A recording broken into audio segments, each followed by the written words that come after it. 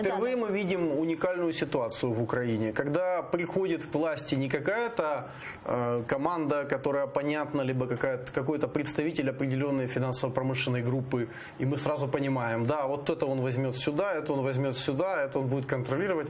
Впервые мы видим, когда приходит человек, у которого на самом деле, даже сейчас, даже там с указанием там каких-то людей, кто за ним стоит, на самом деле нет команды, и мы ее не видим, она не просматривается та когорта людей, которые должны зайти на государственные посты.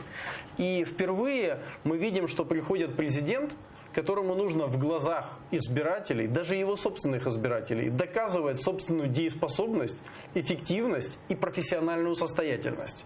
То есть приходит власть, которой сразу же нужно будет показывать, что она способна быть властью. То есть Зеленскому нужно будет бороться за то, чтобы его признали президентом, а не просто кандидатурой против всех. Потому что после того, как будет завершен подсчет голосов, в том случае, если этот подсчет голосов, хочу напомнить, будет завершен в пользу Зеленского, а не в пользу Порошенко, да, выборы не завершены.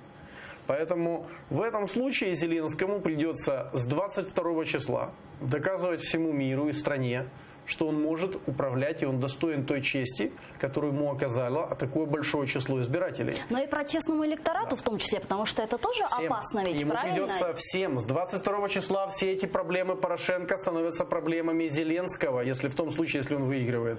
И все, он вступает в инаугурацию, и его начнут бить с еще большей силой, энергией и куда более высоким профессиональным уровнем наше гражданское общество и журналисты.